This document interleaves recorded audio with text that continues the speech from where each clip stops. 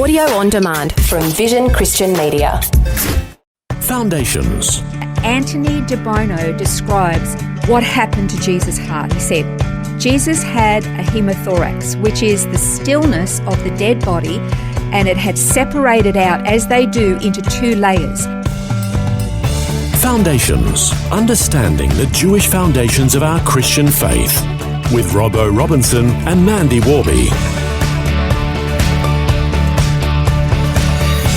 We're in a series about the Messiah, Mashiach, of which there have been many from different nations, cultures and religions. It's important to look at all the criteria and attributes of this person so that we can identify the only person who can meet them all. We started learning about Psalm 22 in the last program because the description laid out in that psalm is stunning when compared to the new covenant suffering of Jesus Christ. But there are some religious leaders who claim Jesus couldn't possibly be the Mashiach, but other more ancient Jewish leaders who all agreed that the person described in Psalm 22 absolutely had to be their Mashiach.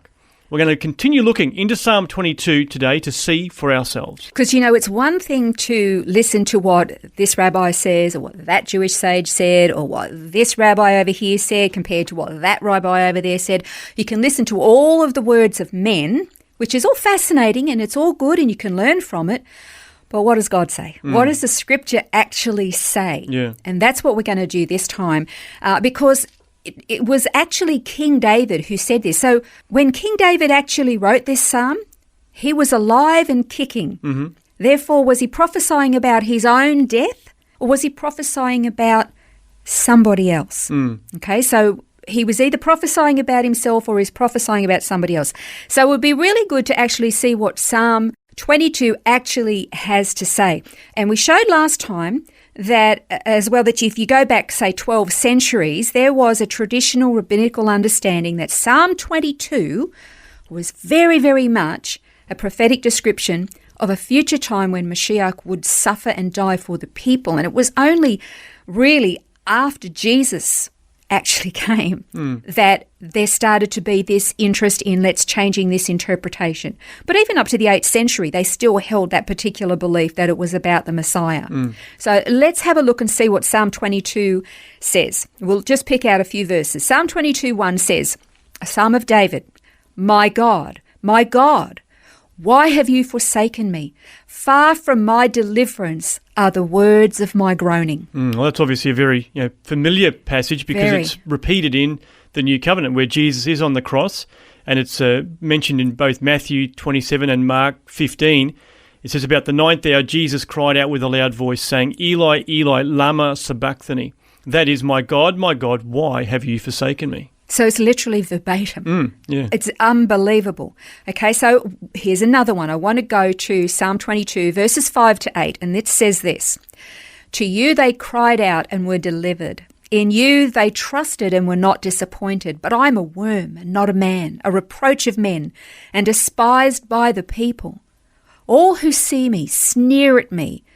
They separate with the lip. They wag their head, saying, commit yourself to the Lord. Let him deliver you. Let him rescue him because he delights in him. I mean, can't you hear that? Yeah. Can't you hear the snide that's right. sarcasm in that? Oh. Well, of course, we see that sarcasm in Matthew 27 because it says from verses 41 to 43, in the same way the chief priests also, along with the scribes and elders, were mocking him and saying he saved others. He cannot save himself. He's the King of Israel. Let him now come down from the cross, and we'll believe him. He trusts in God. Let God rescue him now. If he delights in him, for he said, I am the Son of God. I mean, the mockery. There's a part of me that just, at the same time, even if they hated him, the fact of being able to look up at a man who'd been battered and broken and bruised and whom they knew had actually committed no sin. And to just level that kind of mockery, it's just, it just kind of takes your breath away, doesn't it? It's just unbelievable. And here's the other thing. What they were just saying and what Jesus actually said on the cross was like straight out of the scriptures that they taught. They knew Psalm 22. Yeah, that's right. They would have known it by heart. So did they not say, well, hang on a second, he just quoted Psalm 22. Yeah. And oops, we are just quoting. We're doing the same. Did they not even gel with them? Yeah, it's Isn't amazing. that just isn't it? amazing? So either they knew it and they were kind of like trying to ignore it or avoid it, or maybe they were, for some reason, just unaware of what they were saying and what was being said. Maybe the judicial blindness from the week before when Jesus entered Jerusalem and he wept over the city. Maybe the judicial blindness started then. I don't know, but my goodness, experts of the law. Yeah, and that's here right. they were quoting the very scriptures. Oh, wow. Yeah. Alrighty. Okay, so here's another one. Psalm 22, verses 14 to 18. It says, I'm poured out like water, and all my bones are out of joint. My heart is like wax. It's melted within me. My strength is dried up like a potsherd, and my tongue cleaves to my jaws, and you lay me in the dust of death. For dogs have surrounded me, and a band of evildoers has encompassed me. They pierced my hands and my feet. I can count all my bones. They look. They stare at me. They divide my garments among them, and for my clothing they cast lots. It's another amazing passage that Yeah. we're very familiar with. And I guess if you've ever done any research into crucifixion, you understand that one of the characteristics of crucifixion is that the body basically hangs from those pressure points on the hands and the feet. And in order to gain a breath, the victim has to push up on his feet and pull against the nails in his wrists just to breathe. Then, of course, they let go and sag back down again, and that just goes on and on. So the joints look distorted because of all the pressure and weight of the entire body on them. So you can understand this description being very clear, describing the body looking as though the bones are all out of joint. And then, of course, the pressure on the heart would just be unbelievable. Like it's just, every, pump of the heart would be just incredibly excruciating, trying to get that limited bit of oxygen through the body. Did you know that actually the word excruciating comes from the experience of crucifixion? Oh, really? That was something I just learned recently. Yeah, that's where the word comes from. Oh, That's my amazing. gosh. Well, of course, you once again read this, I guess, the fulfillment of this passage in the New Covenant. In Matthew 27, verses 35 and 36, it says, When they had crucified him, they divided up his garments among themselves by casting lots. And sitting down, they began to watch over him there. And above his head, they put up a charge against him, which read, This is Jesus, the King of the Jews. It's almost like when you're reading the gospel accounts of Jesus' crucifixion and then you read Psalm 22. It's like you're reading a mirror. Yeah, that's right. It's amazing, isn't it? And there's a verse in Psalm 22 that describes this torture. Remember when I read it, said that there's the man's heart being like wax melting within him? Yeah. And that has actually been suggested to be the description of when the soldier pierced Jesus' side, thrusting the pierce up into his heart when blood and water came out, and that his physical heart was in such distress that he suffered what is medically called a hemothorax. Now, this is how Dr. Anthony De Bono describes what happened to Jesus' heart. He said, Jesus had a hemothorax, which is the stillness of the dead body, and it had separated out, as they do, into two layers, the heavier red cells below and the light watery plasma above.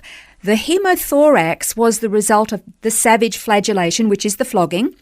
The withdrawal of the spear would have been followed first by the red blood cells and then the lighter plasma, the water. The body of Jesus had been hanging on the cross dead for some time.